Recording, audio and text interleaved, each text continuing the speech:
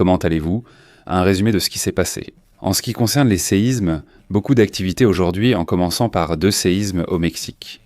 Un de magnitude 5,4 près de Jalisco, un autre vers le Chiapas.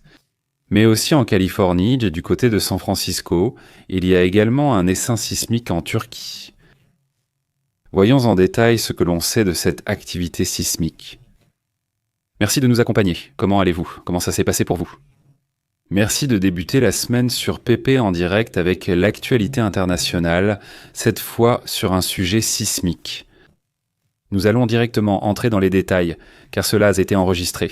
Avant de dire que les séismes n'ont pas de raison, examinons d'abord les détails, d'accord? À ce qui s'est passé en ce moment, puisque le séisme de magnitude 5,4 a été enregistré ce matin au large des côtes de Jalisco, d'après le même service météorologique sismologique national. Il aurait dit qu'il était de 5,4, ce que confirme aussi le United States Geological Survey. 10 km de profondeur. L'épicentre se trouvait à environ 230 km, 220 km approximativement au sud-ouest de Cihuatlán, dans la zone côtière du Pacifique mexicain. L'épicentre, situé en mer, tend à limiter l'impact sur la terre ferme. La même protection civile aurait déclaré. Aucun dégât ni perception du mouvement sur le territoire n'ont été signalés, selon les derniers rapports, malgré la magnitude. Merci. Aucun protocole d'évacuation n'a été activé et aucun dommage structurel n'a été signalé. Lors du séisme au Chiapas, c'était d'une force moindre, disons. Mais de toute façon, nous en parlons déjà. Un séisme d'une magnitude de 4,5 s'est produit à Puerto Madero, avec une profondeur de 10 km en Californie. Que s'est-il passé en Californie? Eh bien, passons aux détails. Pourquoi? Un séisme s'est produit et a été ressenti dans la région de Berkeley, en Californie. Cela s'est produit aujourd'hui, le 22 septembre, selon le service géologique des États-Unis. C'est donc B240. Voilà, c'est le rapport. Il est là. Où ce séisme se serait-il produit? Très bien, c'est bon. En fait, il s'agit de 2 séismes. Un de 4,3 et un autre de, voyons voir, 2,6. Le premier, celui de 4,3. Étant très proche de l'épicentre dans des zones urbaines, il aurait effectivement été ressenti. Le séisme s'est produit à 2h57 du matin aujourd'hui, à 2 km au sud-est de Berkeley et à 7,8 km de profondeur selon les rapports. Cette zone densément peuplée est proche de la faille de San Andreas. Les incidents ont été enregistrés surtout au moment où 24 000 personnes ont signalé avoir ressenti le tremblement de terre. Beaucoup l'ont décrit comme le plus fort depuis des années. C'est ce qu'ils ont dit. Le United States Geological Survey a émis une alerte verte indiquant une faible probabilité de dommages structurels ou de victimes. Il y a une faible probabilité de dommages, dit le United States Geological Survey. Les trains circulent à vitesse réduite pour l'instant, pendant que les inspections de sécurité sur les voies se terminent. Le département de gestion des urgences de San Francisco a signalé une hausse des appels au 911, sans blessés rapportés.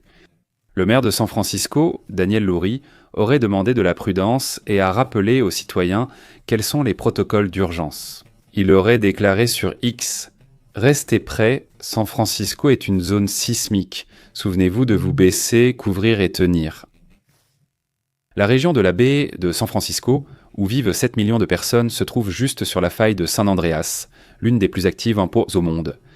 Déjà en 1906, il y a eu un grand séisme cette année-là, qui a détruit San Francisco, provoqué des incendies et fait de nombreuses victimes. On s'attend quand même à ce qu'un Big One arrive un jour, non? Un grand séisme, donc il faut toujours être préparé. Aucun ordre d'évacuation n'a été émis, aucune école n'a été fermée pour le moment, mais il a été recommandé de rester informé. Un autre sujet qui attire également l'attention en matière de séisme, et aujourd'hui, je vous le dis, nous commençons ce 21 septembre avec beaucoup d'activités dans ce domaine.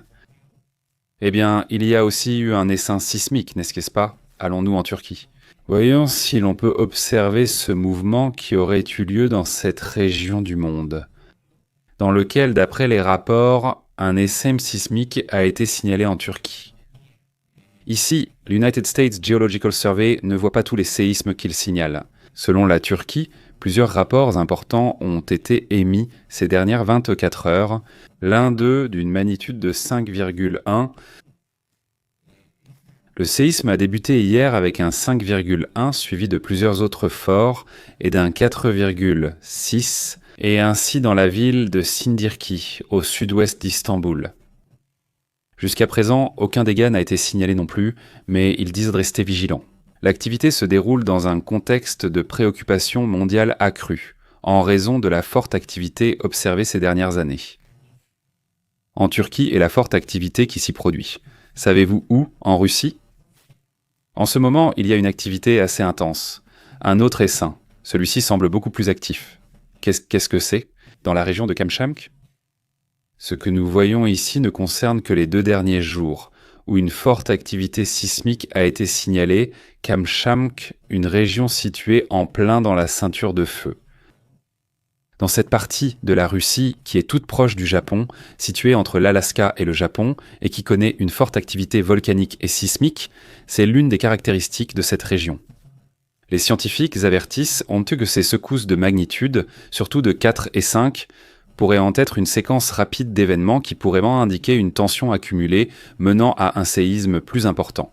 C'est pourquoi justement on les appelle parfois des précurseurs. La ville de Sidirici, là-bas près de la capitale Ankara, serait attentive, non ? Environ 200 km, je crois, d'Istanbul.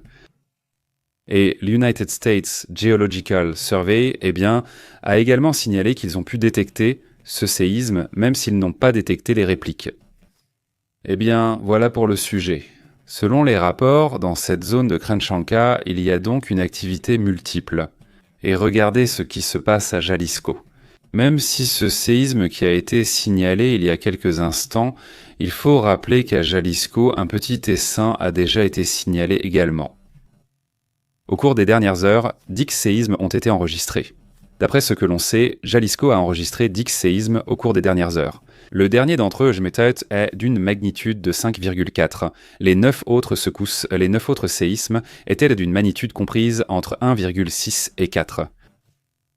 Il y a eu de l'activité, surtout depuis hier. Séisme. Il est important de le mentionner, non ? Comme toujours, non ? Là où il y a des séismes, là où c'est une zone sismique. Il faut prendre en compte ces informations et surtout tenir compte des protocoles. C'est-à-dire savoir quoi faire si ta famille ou tes amis ignorent tant ces protocoles. Il faut leur expliquer, non ? Leur donner cette information, la partager sans crainte ni rien. Tout simplement pour savoir quoi faire en cas de problème. Beaucoup font des exercices d'évacuation en famille pour repérer les sorties pour un points de rendez-vous en cas de problème. Mais bon, ce genre de choses que vous connaissez déjà, passons donc à d'autres sujets, à d'autres affaires. Nous resterons attentifs. Mais les municipalités de Casimiro Castillo, Tomatlán, Piaumo, Cuautitlán de García Barragán et au large des côtes de Chihuatlán, ce sont les zones où ces séismes se sont produits. Là-bas, dans le Jalisco. Restez attentifs, s'il vous plaît. Nous reviendrons bientôt avec d'autres informations et situations du monde.